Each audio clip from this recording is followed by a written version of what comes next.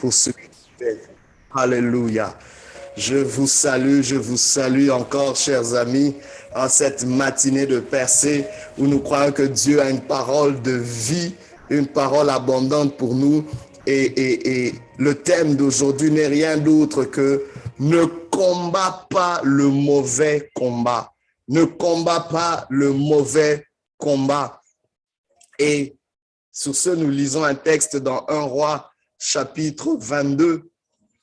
À partir du 3e verset, nous allons sauter quelques versets jusqu'au verset 29 et 34. La Bible dit ceci. Le roi d'Israël dit à ses serviteurs, savez-vous que Ramoth en Galade est à nous et nous ne nous inquiétons pas de la reprendre des mains du roi de Syrie? Et il dit à Josaphat, veux-tu venir avec moi attaquer Ramoth en Galade? Josaphat répondit au roi d'Israël, nous irons, moi comme toi, mon peuple comme ton peuple, mes chevaux comme tes chevaux. Verset 29, le roi d'Israël et Josaphat, roi de Juda, montèrent à Ramoth en Galade. Le roi d'Israël dit à Josaphat, je veux me déguiser pour aller au combat, mais toi, revêts-toi de tes habits. Et le roi d'Israël se déguisa et alla au combat. Le roi de Syrie avait donné cet ordre aux 32 chefs de ses chars. Vous n'attaquerez ni petit ni grand, mais vous attaquerez seulement le roi d'Israël. Quand les chefs des chars aperçurent Josaphat, ils dirent, certainement c'est le roi d'Israël. Et ils s'approchèrent de lui pour l'attaquer. Josaphat poussa un cri. Les chefs des chars, voyant que ce n'était pas le roi d'Israël, s'éloignèrent de lui. Verset 34. Alors un homme tira de son arc au hasard et frappa le roi d'Israël au défaut de la cuirasse. Le roi dit à celui qui dirigeait son char, tourne et fais-moi sortir du champ de bataille car je suis blessé. Ne combats pas le mauvais combat. Que fais-tu quand un combat ne semble rien amener de bon dans ta vie? Car Dieu conçoit qu'à chaque combat, il y a un butin de guerre. Tu devrais peut-être te poser la question, es-tu en train de combattre le mauvais combat? Dieu nous accorde la grâce de combattre pour notre destinée, pour notre mission, pour un territoire. Mais l'ennemi de nos âmes peut usurper cette grâce en nous présentant un combat qui n'est pas le nôtre. S'il te plaît, ne combats pas le mauvais combat. C'est ce que Dieu est en train de te dire. Mais combat le bon combat de la foi plutôt. Combat le bon combat de la foi comme l'apôtre Paul le dit. J'aimerais vous dire une chose. Comme on le voit dans ce texte, les rois avaient l'habitude de combattre en saison printanière pour accroître leur territoire. Et le roi d'Israël avait pour but de récupérer le territoire de Ramoth de la main des Syriens. Et il va s'associer au roi de Juda. Vous comprendrez que le roi d'Israël, Akab, était un roi méchant, un roi qui ne marchait pas selon les voies de Dieu. Mais il va se lier avec le roi de Juda, Josaphat, qui était un roi pieux, craignant Dieu, en lui disant, viens combattre avec moi. Et le roi de Juda accepta de combattre dans ce combat qui n'était pas forcément le sien. Il dit, mes chars seront tes chars, mon peuple est ton peuple. Et en passant, ils avaient une alliance quelque part parce que le fils de Josaphat avait épousé la fille du roi Akab. Donc, ils s'étaient mis en alliance et ils se sont accordés à aller combattre. Mais il y a une chose que Josaphat a demandé, c'est essayons d'abord de consulter Dieu avant d'aller dans ce combat, bien que j'accepte d'aller avec toi. Et la plupart des prophètes ont prophétisé des choses simplement pour plaire au roi en disant, oui, tu combattras, tu vaincras. Et Josaphat demandait, est-ce qu'il n'y a pas un autre prophète de l'Éternel qui peut vraiment nous donner ce que Dieu veut? Et c'est là que le prophète Michée leur dit, non, je vois Israël comme un peuple sans berger, dispersé. Donc, il annonçait qu'il y aurait une fatalité dans ce combat, que le roi d'Israël serait frappé, serait touché. Mais qu'à cela ne tienne, ils ont décidé d'aller. Et voici, le roi d'Israël, à cause de cette prophétie, à cause de cette incertitude dans le combat, mais parce qu'il voulait absolument aller en guerre. Vous savez, parfois on est obstiné d'aller dans un combat, mais est-ce que c'est le combat? Est-ce que ça vaut la peine d'investir tout ce que tu as comme ressources? Il y a des combats qui ont ruiné des vies, des familles. Il y a des combats dans lesquels les gens sont entrés qui appartenaient peut-être aux générations futures parce que tu n'as plus l'énergie pour combattre. C'est peut-être un combat pour ton fils, mais pas pour toi. C'est peut-être un combat pour quelqu'un d'autre, mais pas pour toi. C'est peut-être un combat pour ton avenir, mais pas pour ton présent. C'est peut-être un combat qui était pour ton passé, mais qui n'a plus d'actualité maintenant. Quel est le combat dans lequel tu es? Combats-tu le bon combat de la foi, comme l'apôtre Paul le dit? L'apôtre Paul dit, j'ai combattu le bon combat de la foi. J'ai achevé la course, j'ai gardé la foi. Désormais, la couronne de justice m'est réservée. Dans 2 Timothée 4, 7 à 8, il en parle à son fils Timothée. Il comprend qu'à chaque combat de la foi s'associe une couronne de justice, s'associe une récompense. C'est la loi de Dieu. Les rois ne combattaient pas juste pour n'importe quoi. Akab est obstiné à combattre, à récupérer ses territoires. Mais Dieu, c'était pas un combat pour lui. Et encore moins pour le roi de Josaphat qui s'associe à lui. Donc, voyez, on voit 2 rois qui entrent dans un combat qui n'est pas le leur. L'un parce que Dieu ne lui accordera pas la victoire. L'autre parce que ça ne lui appartient pas de combattre un combat de quelqu'un qui n'est pas censé combattre. Et surtout de quelqu'un qui n'est pas en alliance avec Dieu. Oh, il y a tellement à apprendre, il y a tellement de leçons à tirer. Et je vous dis que le fait de ne pas combattre le mauvais combat peut, oh my God, peut alléger ta vie, peut augmenter, avancer ta vie de façon exponentielle. Le roi Akab décida donc d'avoir une ruse en se disant, écoute, je vais m'habiller ordinairement et toi, le roi Josaphat, tu vas porter tes vêtements royaux dans le combat. Comme ça, au moins, cette prophétie pourra ne pas s'accomplir parce que je ne serai pas reconnu comme mon roi et je pourrai quand même gagner la bataille. Pendant ce temps-là, le roi de Syrie avait décidé, avait donné l'ordre que tous les efforts de guerre soient concentrés sur le roi d'Israël. Il dit, attaquer le roi d'Israël. Et c'est une stratégie gagnante. Parce que la Bible déclare, frapper le berger et les brebis se dispersent. Quand on frappe le leader, c'est là que le peuple est dispersé. Aujourd'hui, nous vivons une grande crise de leadership. Et c'est pour ça que beaucoup de peuples sont en désarroi.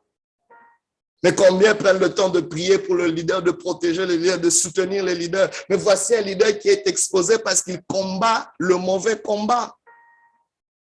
Il s'en va à guerre et pendant que les troupes identifient Josaphat comme le roi parce qu'il a des vêtements royaux, toutes les flèches sont lancées contre lui, on veut le frapper. Et quand Josaphat voit cette scène, il pousse un cri. Et quand il poussa le cri, oh, je crois que c'était un cri d'alliance. Je crois que c'était un cri à l'Éternel. Parce que c'était un roi pieux. Dieu se souvient de lui. Il crie et les gens, le peuple, les Syriens reconnurent que ce n'était pas Akab. Et ils s'éloignèrent de lui. Mais quelqu'un a tiré plus tard une flèche au hasard et a atteint Akab, malgré qu'il était déguisé, qu'il n'avait pas ses vêtements royaux. Oh my God, vous savez, quand tu ne combats pas les bons combats, quand tu combats les mauvais combats, il y aura des flèches qui t'atteindront. Il y aura des flèches même tirées au hasard qui te seront destinées. J'aimerais te dire, tu peux échapper aux flèches qui sont lancées contre toi dans ce monde ou dans le monde des ténèbres en refusant de combattre les mauvais combats. Très important. J'aimerais vous dire pourquoi d'abord. Il y a plusieurs raisons pourquoi ne pas combattre les mauvais combats. Parce que c'est une usurpation de combat. Combattre le mauvais combat, c'est une usurpation de combat. Cela usurpe la grâce de Dieu. Parce que Dieu nous donne une grâce dans chaque combat. La grâce de vaincre, la grâce de tenir bon. Donc, quand tu es dans le mauvais combat, ça vient usurper cette grâce. Quand tu es dans le mauvais combat, ça vient aussi gaspiller ton énergie. On est une ressource limitée, on a une énergie limitée. Pourquoi peut-être tu te sens tout le temps fatigué? C'est peut-être parce que tu combats le mauvais combat. Parce que tu es censé avoir suffisamment d'énergie pour les combats qui te sont assignés. Aujourd'hui, beaucoup de gens sont stressés tout parce qu'ils combattent les mauvais combats. Il est temps que nous soyons intentionnels. Il est temps que nous soyons sélectifs. Pourquoi ne pas combattre le mauvais combat? Parce que cela dilapide notre foi. Nous avons reçu une portion de foi qu'on ne peut pas dilapider dans des combats inutiles. Pourquoi ne pas combattre le mauvais combat? C'est parce que cela dérègle notre focus. On devient dispersé, on devient confus. Le focus est disparate. Pourquoi ne pas combattre le mauvais combat? Parce que cela fait perdre la couronne. Paul le dit, une couronne m'est réservée, une couronne de justice. Mais quand tu combats le mauvais combat, la couronne, tu perds ta couronne. Oh, la Bible déclare, garde ce que tu as afin que personne ne te prenne ta couronne. Pourquoi ne pas combattre le mauvais combat? C'est parce que cela nous expose à la mort. Josaphat était prêt de mourir parce qu'il était entré dans un mauvais combat. Et Akab est certainement mort par cette plaie. Il a été fatalement blessé, il en est mort. Comme le prophète Élie l'avait prophétisé plutôt qu'il mourrait de cette façon-là. Waouh! Et Dieu a orchestré, oh my God, c'est dans un mauvais combat que cette prophétie s'est accomplie. Une dernière raison pourquoi ne pas combattre le mauvais combat, parce que cela affecte notre futur. Vous savez, Josaphat n'a pas été épargné de cela. Oui, il a eu la vie sauve. Mais quand vous lisez l'histoire, vous verrez ce qui est arrivé. Le triste sort qui est arrivé à ses enfants, à ses petits-enfants, à ses arrière-petits-enfants, à cause de ce partenariat avec Akab. Il n'y a jamais rien de bon quand nous sommes en partenariat avec des gens qui marchent dans une direction opposée. C'est entrer dans un mauvais combat quand vous êtes avec des gens qui ne sont pas en alliance avec Dieu. Ils n'ont pas les mêmes valeurs, les mêmes principes que toi. Alors, comment ne pas entrer dans les mauvais combats? Premièrement, nous devons éviter certains partenariats. Nous devons comprendre que c'est Dieu qui unit les gens. La Bible déclare que personne ne divise ce que Dieu a uni. On le dit pour le mariage, mais cela est vrai pour toutes sortes de relations. Laissez Dieu vous unir. Comment Dieu vous unit? Dieu vous unit au travers de ses principes et de ses valeurs. S'il n'y a pas de principes et de valeurs correspondantes, ne vous unissez pas avec quelqu'un. On est amis parce qu'on a des valeurs et des principes quelque part qui se rencontrent. Oh, je vous le dis. Une deuxième chose, apprenez à ignorer certains combats. Il y a des combats qui ne méritent même pas votre attention. Tu entres dans un combat parce que ton attention est dessus. Ignore certaines offenses, ignore certaines provocations, ignore certaines interpellations au combat. Josaphat pouvait dire, non, ce combat n'est pas à moi, je n'ai pas besoin d'entrer. Akab pouvait aussi dire, oui, les Syriens ont ce territoire, mais je veux ignorer ce combat parce que je ne sens pas que c'est le moment ou je ne sens pas que c'est ce qu'il faut. Une autre chose, nous devons apprendre à prier pour les personnes qui doivent combattre dans ces combats. Oui, le combat n'est peut-être pas le mien, c'est un mauvais combat, mais c'est le combat de quelqu'un. Tout mauvais combat est le combat de quelqu'un d'autre aussi. Alors, ça nous prend de prier. Seigneur, je prie pour ces personnes qui doivent combattre ce combat-là. Ça, ce n'est pas mon combat. Oh, bien-aimé, attention. Même, on le voit même en politique ou dans des choses. Attention de prendre n'importe quel défi. Il y a des défis, oui, des choses qui sont en train de menacer la société, mais ce n'est pas ton combat. N'ose pas commencer à te lever sur des choses qui ne t'appartiennent pas. Prie pour des gens qui sont appelés à le faire. Nous devons demander à Dieu si nous devons combattre. David le faisait aussi. C'est une bonne pratique. Irai-je, Seigneur? Combattrai-je? Est-ce que tu me donneras la victoire? Nous devons demander à Dieu aussi les stratégies de Dieu pour combattre et vaincre. Quelles sont les stratégies? Et nous devons aussi, à la fin, bien-aimés, reconnaître Dieu comme l'Éternel des armées. Oh, Josaphat a eu à vaincre un combat sans le combattre. Dans 2 Chroniques chapitre 20, il y a une coalition de rois qui se sont levés contre lui. Mais la Bible déclare, la bataille appartient à l'Éternel. Josaphat simplement louait Dieu, levait les mains vers le ciel et Dieu a combattu pour lui. Dieu peut combattre pour toi.